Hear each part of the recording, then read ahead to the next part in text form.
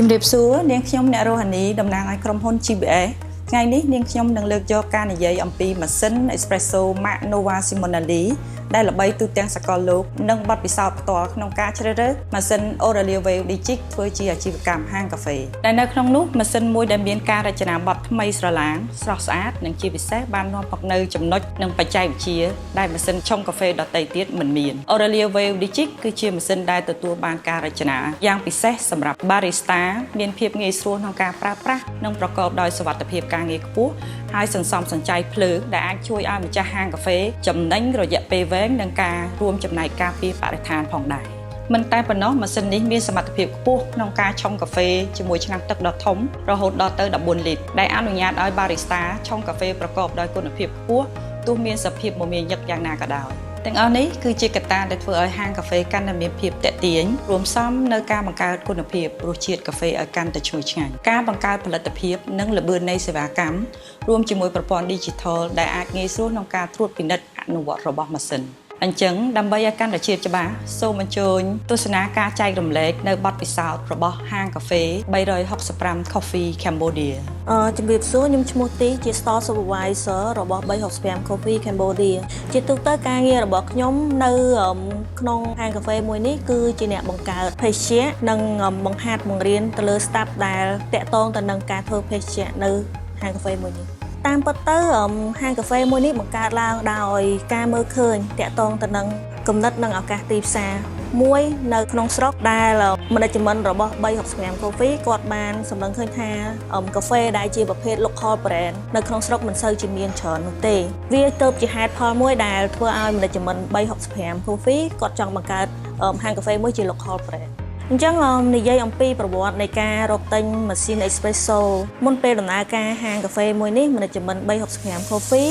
បានគិតនិងផ្ដោតទៅលើគុណភាពរសជាតិកាហ្វេនិងម៉ាស៊ីន Espresso ដែលផ្ដល់នៅរសជាតិកាហ្វេមួយកែវដែលឆ្ងាញ់ជូនទៅអតិថិជនក្រៅពីនោះទៀតតាមរយៈការសិក្សាមួយរបស់ Management 365 Coffee Cambodia គាត់បានបញ្ចប់ការសិក្សាជាមួយនឹង ICA Barista Skill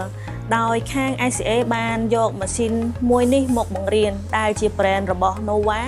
ទើបជាហេតុផលដ៏សំខាន់មួយដែល Management គាត់ចង់ប្រើប្រាស់ម៉ាស៊ីនមួយនេះទើបគាត់ស្វែងរកក្រុមហ៊ុនដែលផ្គត់ផ្គង់និងនាំចូលនៅ brand ម៉ាស៊ីន Espresso មួយនេះនោះគឺជាក្រុមហ៊ុន GBS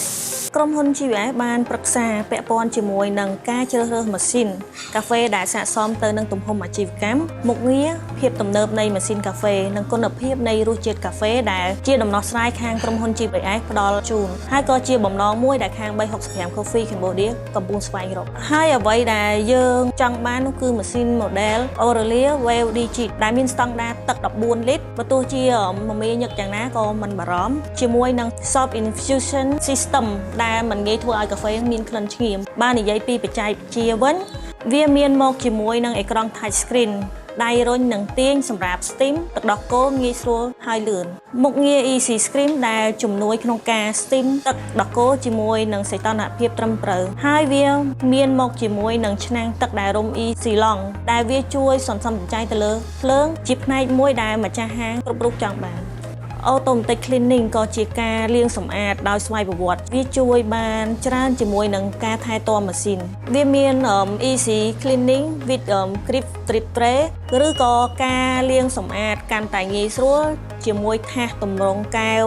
Espresso ដ៏ពិសេសមួយដែលជាប្រភេទសំណាញ់ហើយងាយស្រួលសម្អាតឧទាហរណ៍ដ៏ល្អមួយដែលសម្រាប់365 Coffee Cambodia ដែលក្រុមហ៊ុន GBS បានផ្ដល់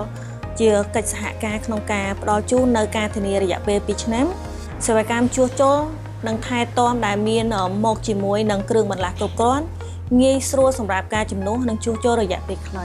បើសិនជាមានគេសួរខ្ញុំថាតើគួរជ្រើសរើសយកក្រុមហ៊ុន GBS ជាដៃគូដែរឬទេសម្រាប់ខ្ញុំគឺអ្នកដែលមានបំណងចង់បើកអាជីវកម្មផ្នែកហាងកាហ្វេគួរតែជ្រើសរើសយកក្រុមហ៊ុន GBS ជាដៃគូវាជាជម្រើសដ៏ល្អបំផុតជាចុងក្រោយបងដែលនិយមពិសាកាហ្វេអាចមកភ្លក់រសជាតិកាហ្វេ Arabica សុទ្ធ 100% ដែលមានជាតិកាហ្វេអ៊ីនតិចនិងមិនប៉ះពាល់ដល់សុខភាពមាននៅ365 Coffee Cambodia ដែលចម្រាញ់ដោយម៉ាស៊ីន model Wave Digit នេះគឺជាបទពិសោធន៍ដ៏ល្អមួយក្នុងការជ្រើសរើសនៅម៉ាស៊ីនកាហ្វេនិងដៃគូផ្គត់ផ្គង់ដែលអាចទុកចិត្តបានសម្រាប់លោកស្រីក្នុងការស្វែងយល់បើកអាជីវកម្មហាងកាហ្វេមួយ រ ទន្ទឹមនឹងនេះនាងខ្ញុំអ្នករស់អានីតំណាងឲ្យក្រុមហ៊ុន GBS ពិតជាមានការរីករាយក្នុងការសហការសេវាប្រឹក្សាដ៏ជំនាញរួមបន្ថែមជាមួយនឹងការផ្គត់ផ្គង់ម៉ាស៊ីនកាហ្វេនិងសម្ភារៈសម្រាប់អាជីវកម្មកាហ្វេគ្រប់ប្រភេទទូទាំងប្រទេសកម្ពុជាជាចុងក្រោយសូមអរគុណដល់ប្អូនតារានិង365 Coffee Supervisor ប្អូនទីដែលបានចំណាយពេលវេលាដ៏មានតម្លៃក្នុងការចែករំលែកបទពិសោធន៍ធ្វើជាដៃគូទុកចិត្តនិងសហការជាមួយក្រុមហ៊ុន GBS ជាចុងក្រោយនាងខ្ញុំសូមឲ្យថែរក្សាសុខភាពទាំងអស់គ្នាជៀសវាងពី COVID-19 អរគុណទាំងអស់គ្នាសូមជម្រាបលា